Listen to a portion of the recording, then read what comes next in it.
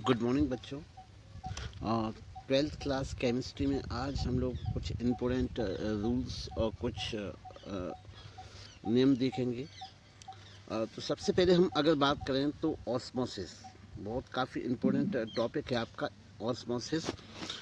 तो when a solution is separated from its solvent by a semi permeable membrane SPM, there is a spontaneous flow of solvent molecules from the solvent compartment to a solution compartment. This phenomenon is called osmosis.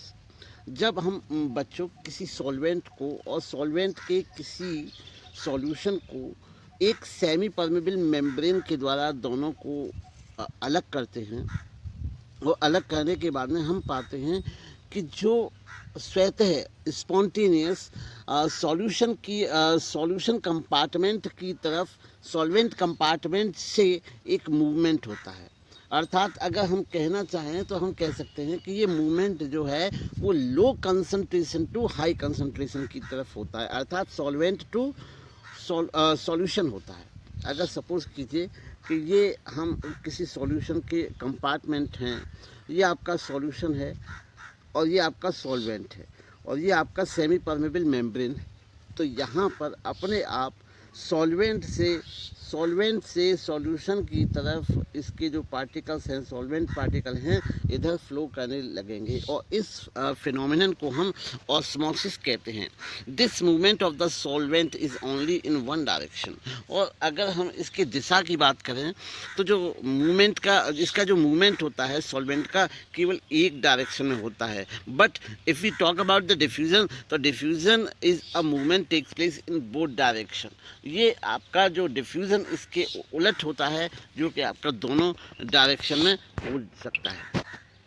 अगर हम बात करें semi permeable membrane की, तो semi permeable membrane एक इस प्रकार की मेम्ब्रेन या झिल्ली होती है जो आपकी सॉल्वेंट मॉलिक्यूल्स को अलाउ करती है पास करने से, लेकिन सॉल्यूट को नहीं पास होने देती। तो अगर हम कहें तो सेमी परमेबल एक विशेष प्रकार की एक मेम्ब्रेन है जो which allow only solvent to pass through it, not solute through it. जैसे हम बात करें कि सेलोफेन्स, पर्चमेंट पेपर और wall of living cells are examples of SPM। अगर हम बात करें पर्चमेंट पेपर, चर्म पत्र, सेलोफेन्स या फिर किसी भी जीवित कोशिका की जो सेल वॉल होती है वो एक SPM या सेमी परमेबल मेम्ब्रेन की भांति काम करती है। It is also made an inorganic material copper ferrocyanide. और अगर हम चाहें तो हम इनऑर्गेनिक कार्बनिक पदार्थों से भी, जैसे पोटेशियम या फिर कॉपर फेरोसाइनाइड की सहायता से हम एक सेमी परमेबल मेम्ब्रेन बना सकते हैं। तो बच्चों को ऑस्मोसिस और सेमी परमेबल के बारे में उम्मीद है समझ में आया होगा। एक बार मैं फिर रिपीट कर देता हूँ कि अगर मैं एक लाइन में अगर मैं ऑस्मोसिस को डिफाइन करना चाहूँ तो osmosis is a spontaneous flow of the solvent towards the solution, या फिर हम कह सकते हैं आपका low concentration to movement of the low concentration to high concentration. इसके साथ में बच्चों उल्लेख करना चाहूँगा कि जिस प्रकार से जो प्लांट्स होते हैं, प्लांट्स की जो रूट्स होती हैं, जैसे कि अभी हमने आपको बताया कि जो प्लांट्स की रूट्स होते हैं, जो सेल्स होती हैं, उनकी जो सेल वॉल होती है वो भी एक प्रकार की सेमी परमेबल मेम्ब्रेन का काम करती है।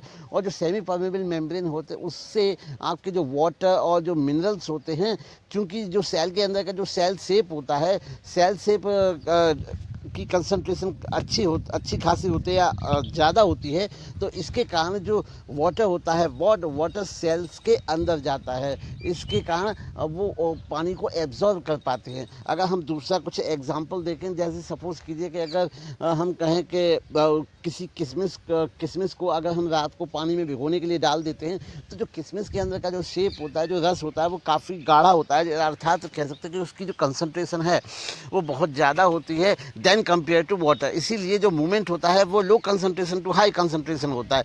तो जो वाटर होता है वो सेल से या सेल के अंदर सेल वॉल के थ्रू चला जाता है, जिसके कारण हमें जो किस्में हैं वो फूली हुई मालूम पड़ती हैं। अगर हम बात करें फिर से सेमी परमेबल मेम्ब्रेन, जिसको हम शॉर्ट में एसपीएम कहते हैं, एक मेम्ब्रेन होती है जो कि आपके सॉल्यूट को अलाउ नहीं करती है, जिसमें से केवल सॉल्वेंट ही पास होके जा सकता है।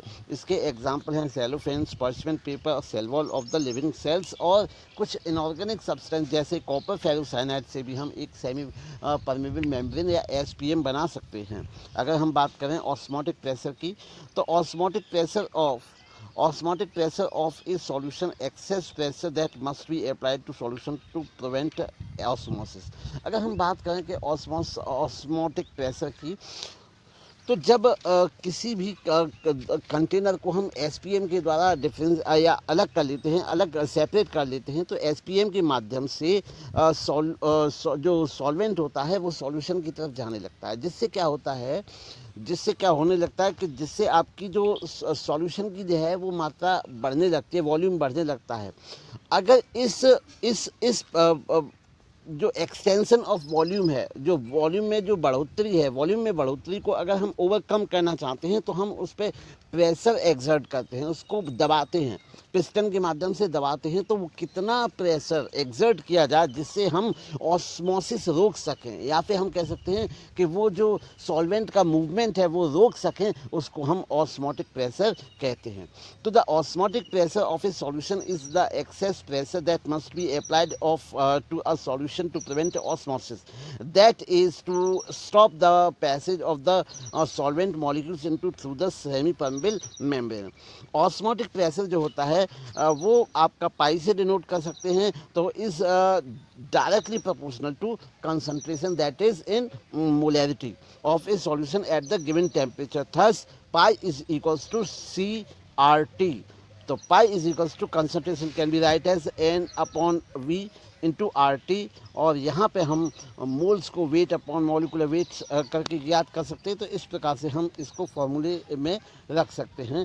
तो pi is equals to CRT, C का मतलब कंसंट्रेशन, मोलैरिटी, या आपका मोल्स अपॉन वॉल्यूम, और मोल्स अपॉन वॉल्यूम्स, और यहाँ पे हम वोल्ट्स को आपका वेट अपॉन मॉलिकुलर वेट में डिफ्रेंशिएट करके लिख सकते हैं।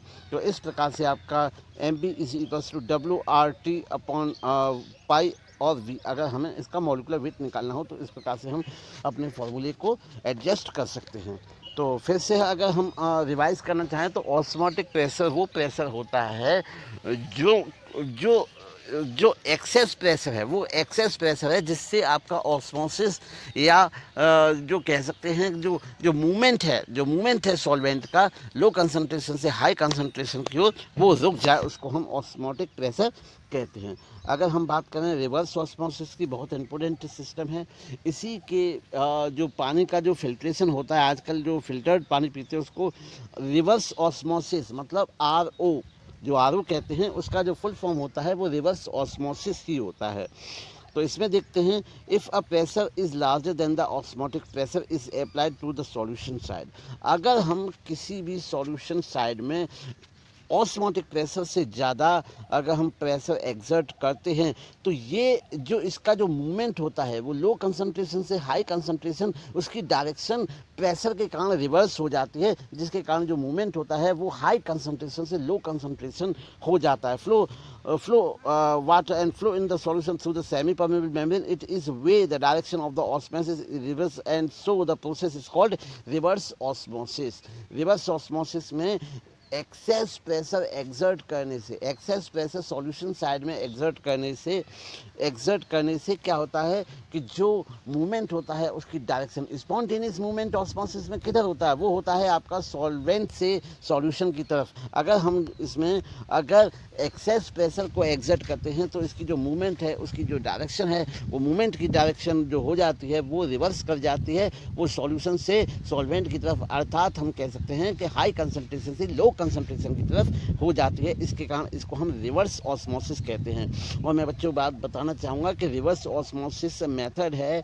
एक मॉडर्न टेक्निक है जिसके माध्यम से कई कंट्रीज़ के द्वारा जो सी वाटर होता है, जो समुद्री पानी होता है, उसको पीने योग्य बनाया जा रहा है रिवर्स ऑस्मोसिस के माध्यम से। ये पिस्टन आप देख सकते हैं, ये पिस्टन है, यहाँ पे सॉल्ट वाटर है, यहाँ पे एक्सेस प्रेशर एक्सर्ट कर सकते हैं। यहाँ पे जो प्रेशर है हम देखते हैं, जो प्रेशर है, pressure is greater than pi, पाई मतलब आपका ऑस्मोटिक प्रेशर। जब हम इस पर ऑस्मोटिक प्रेशर से ज़्यादा प्रेशर एक्सर्ट करते हैं तो यहाँ पर जो मूवमेंट होता है वो सेमी परमेबल के मेम्ब्रेन के थ्रू वो आपका जो डायरेक्शन होता है वो आपका सॉल्ट वाटर से फ्रेश वाटर की तरफ हो जाता है, जिससे आपको फ्रेश वाटर प्राप्त होता है।